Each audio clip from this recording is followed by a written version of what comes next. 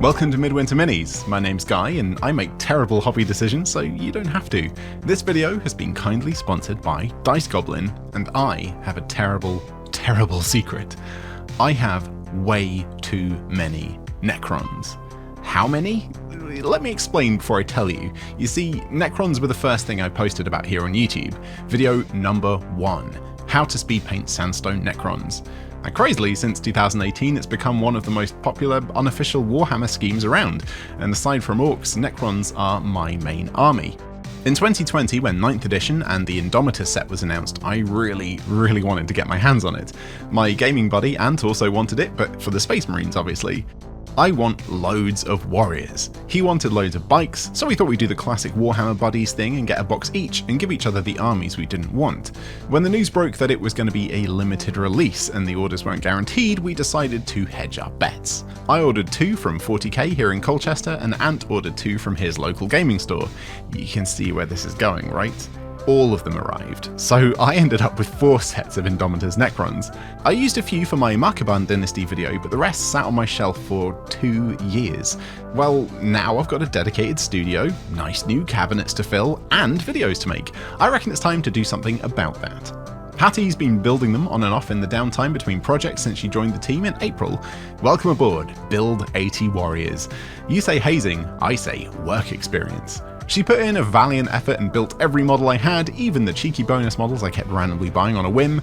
Once they were sorted, she added basic rocky desert basing elements of a few tiny aquarium gravel stones and a bit of sand. Classic Midwinter Minis. And there they are. 152 models ready for paint. The day is now upon us.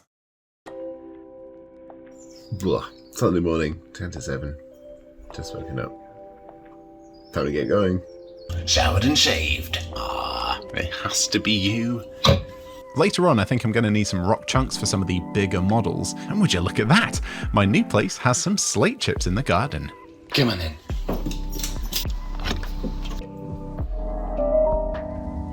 First port of call, we're going to pick up Hattie. Cruel and unusual punishment making her work on a Sunday.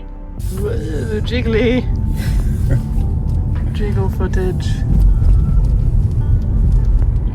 My dog Nessa is going to be with me the whole time, so I made sure to give her regular walks, including first thing in the morning. Okay, it's 9 o'clock in the office. Maybe we need to do a little bit of tidying before we start. As I said, Hattie had already added smaller rocks and debris to the bases, but some of the bigger models needed some larger chunks for extra detail. So, the trick to making small rocks. Get your rock, wrap it in a tea towel, give it a smash with a hammer. Behold, tiny rocks. I even glued a shard of this rock onto the face of the Void Dragon. That kind of suits the army better than the fancy swirly bits they come with. Now technically I've got 4 Canoptech reanimators, but for this 4th one I'm going to use the spare gun from the Locust Heavy Destroyer to make it a Canoptech Doomstalker. Now the Doomstalker has its gun on top, but I think it would suit the vibe of my channel much better to put it here. I'm going to be honest, it's been a few years since I painted the Sandstone Necrons, so I familiarised myself with the steps by watching my original video. So just slap a bit of paint on the larger armour plate. We attached all the models to scrap wood offcuts, ready for priming. I'm going to need to prime it with grey before adding the texture paints to help adhesion to the model's surface. Now, I've only got this half-filled can of grey, so I'm probably going to have to resort to using this white as well. Nessa's activated zombie mode. Here we go, boy! A few moments later.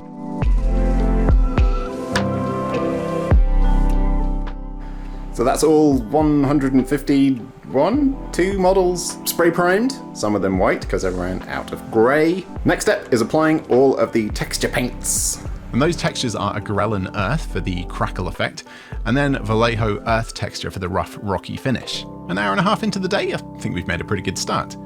Problem is, and this is something that commission painters are going to be familiar with, even if each step only takes a couple of minutes, there's 152 models. So let's hypothetically say that each step takes 1 minute per model on average. Each individual section will take 2.5 hours. I mean, I've got Hattie here during the workday, so we'll be doubling up the people, we might half the time, but that's still over an hour for each stage. And there are quite a few stages to cover.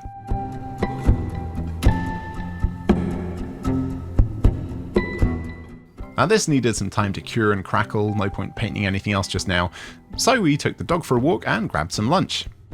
I reckon this is the perfect spot to tell you about the sponsor of this video, Dice Goblin, and their first ever Kickstarter. Dice Goblin are an awesome new addition to the hobby industry who make, you guessed it, cool dice. We met them at the UK Games Expo this year and they're really nice guys. They're currently running a Kickstarter for these totally awesome RPG dice sets. They've got fun, quirky designs with a goblin theme, but coloured and styled to match D&D classes. The numbers really pop as well and are super easy to read. I mean, except Ninja of course, but you'd expect nothing less, right? You even got to keep your dice rolls sneaky. So really beautiful dice dreamt up by a tiny team of 2 passionate hobbyists. What's not to love? If you're not a D&D player, you probably know one, and a set or 2 of these would make a perfect gift for the role player or DM in your life. They've got a couple more stretch goals to unlock, so don't let me down, team. Also, if you support this campaign, you get access to the add-on store, and normally I wouldn't bother with stuff like this, but the goblin-themed life and death coin is just too good. If you're watching this video on release day, lucky you, but you need to pledge today if you want to unlock any secret goodies, but if you're watching this later, yeah, don't worry about it. We'll have links to their dice set pre-orders on Pledgebox to make sure you don't miss out. Uh-oh, 1 o'clock, better get back to the studio. Back in the office, and it looks like things have crackled up nicely, so we can start the earthy texture phase. Pretty simple again, just slop it on randomly, avoiding the places that will be glowing blue energy, but the odd blocked in eye or glowing orb kind of adds to the effect. And I'm not sure why the time-lapse setting on my phone drifts around like we're on a bloody boat, but hey ho, sorry about that. And that is all of the texture paints added to all of the models. Some of them obviously got not very much at all, like the old shard back here, but most of these models got a ton. My fingers are absolutely disgusting and ruined 3 perfectly good brushes. Dear oh dear. Whew, coming up to 3:30 already. Next steps are spraying with Xandri dust, so we need to get them attached to all of the planks yet again. Only half a can of Xandri dust left, and that covered about 50 models, so we cracked out the airbrush to base coat the rest. Hattie's second try of the airbrush, and she's really getting the hang of it now. And while I supervised, I also manually base coated more models with Xandri dust to help speed things along.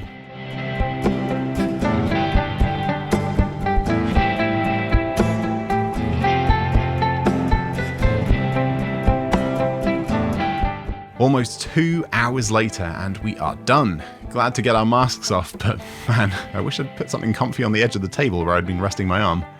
Anyway, 152 Necrons base coated khaki. I'm sure I'll be using the airbrush again later, but for now I'll pop it in a jar of acetone to loosen up the paint in the cup and nozzle. Oh man, that has taken us up to after 5 PM, so time's really getting on actually. It's going faster than I was kind of hoping it would. On the plus side, everything is ready for the next step, and as far as I can remember, that is the dip wash stage. So Hattie, are you going now? It's the end of the workday, or do you want to get some overtime in? If I'm being paid, I will stay. You do know it looks like you've been kicked in the face by a horse, right? Yeah, a little bit, yeah. The dip wash stage is fun and messy. Using my tub of DIY dip wash that I usually use for terrain, but the added glue and medium in this helps seal in all that fragile texture paint, which is why it suits the scheme so well. It's really easy to use, basically just give everything a dunk, tap off the excess and remove any pools with a dryish brush, and now do it 150 more times. Whew, damage done, time getting on, and someone's stomach was rumbling, and she wasn't scared of letting me know. Do you want it? Okay, here you go. About 7 PM now, and this stage really needs a while to dry before we move on, so we grabbed some food and took the dog for another walk. We found a nice quiet fenced area so she could have a zoom about and work off that dinner. Nessa. Wow! Oh my goodness! Wow! Whoa! Oh my god, she's coming again. Wow! Goodbye. It's now time for the dry brushing stage. I did just check my tutorial video, and it looks like the dry brushing stage is about a third of the way through the process. And we're about halfway through the time now, so we've got to get our skates on. A nice, crude stage, a heavy dry brush of khaki coloured paints all over every model.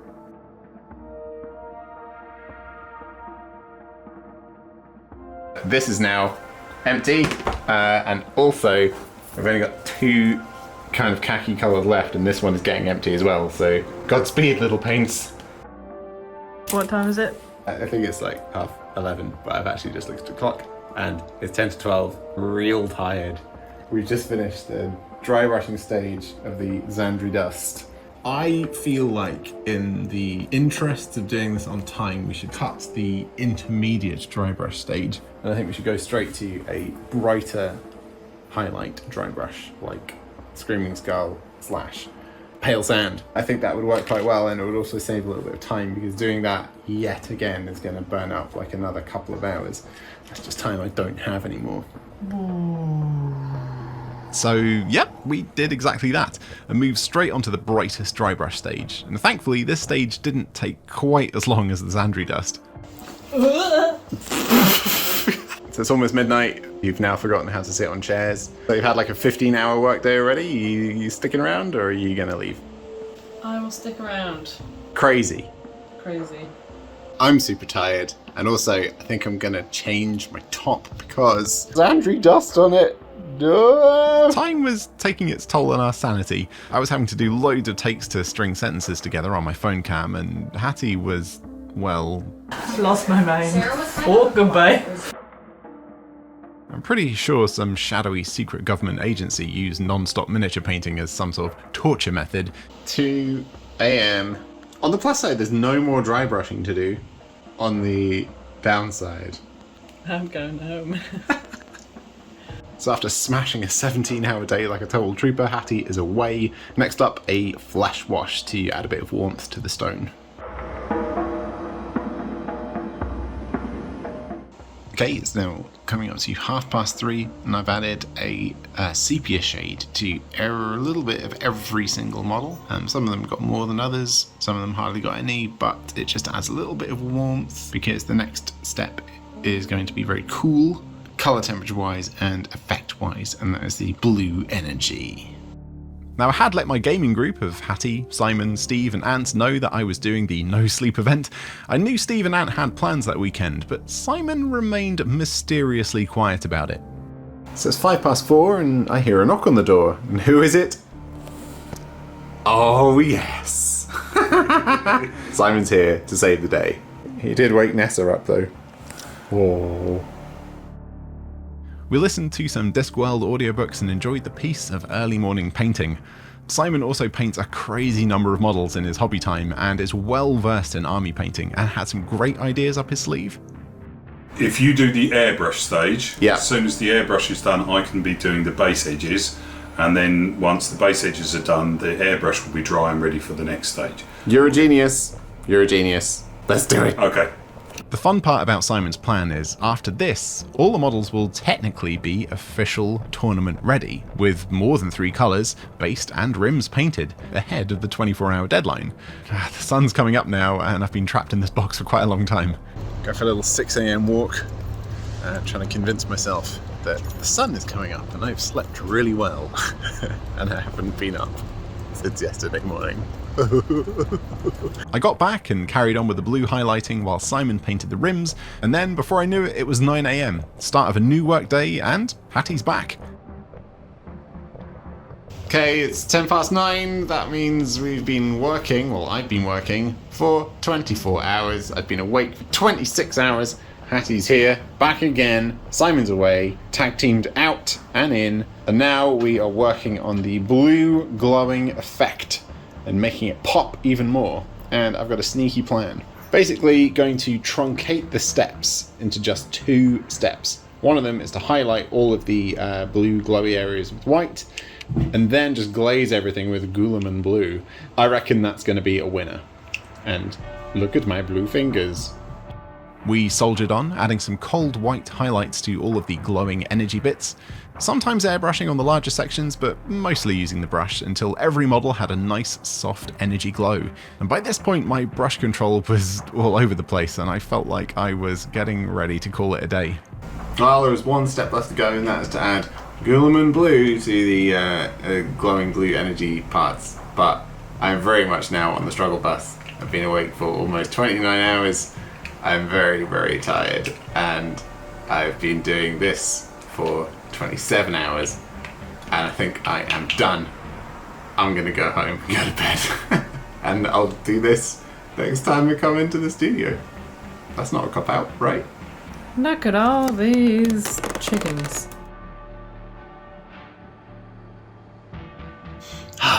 Tuesday now, back in the studio, feeling refreshed and zingy after lots and lots of sleep. And now I'm going to tackle some of the finer details with my motor skills and, not sleep deprivation. Also, my hair is looking absolutely insane. I think I might have to go and get it cut at lunchtime. Okay, back in the saddle. I reckon with just a few more hours I can get these up to the standard of the rest of my sandstone Necron army. The Gulam and Blue stage has dulled down some of the highlights a bit more than I'd wanted, to be honest, especially on the bigger models like the Void Dragon and the Reanimators, so I'm going to thin some blue horror to a nice airbrush happy consistency, and then give all the characters and models that need it a quick but careful touch with this final highlight, and then we can move on to adding the final steps of dried root tufts. So that's another 3 hours sunk into this, bringing me to almost 30 hours, and yeah, I think I'm done. Oh man, at this point I'm just so excited to see my whole army together in one place. And I'm so grateful to Hattie and Simon for helping me achieve this. Now, as fun as it is having this monstrous horde army of Nightmare Skeleborgs from Beyond the Stars, this particular lineup has quite a few duplicates, and things that you simply couldn't use in a single game, so there's not much point in keeping all of the models that I'll never be able to use. So I've split some of the spare models into a couple of bundles and popped them on eBay. So if you want a little gang of genuine Midwinter Minis Sandstone Necrons, jump in the video links and I wish you the best of luck. 50% of whatever they go for will be donated to the mental health and suicide awareness charity Calm, the campaign against living miserably. While you check out these nice shots, let me quickly thank Praetorian Guard 40k, Evan Stewart, Dermot Fleming, Caven Griffin, Aristotle, Zedigan, Draven Johnson and Matthew Foley, our latest supporters over on Patreon. Because this video's got to go out today to help Dice Goblin get the most out of their Kickstarter, I won't have time to do a proper army showcase right now, but I'll do it soon. And I've got some really fun videos planned for you in the next couple of months, so be sure to subscribe to not miss them. And you might, if you're lucky, get to see this little arena back in action again. Cross your fingers, cross your toes, cross everything, and it might come true. Thank you so much for watching. Please don't forget to check out Dice Goblin's amazing themed dice deals, and I'll catch you next time. Bye for now.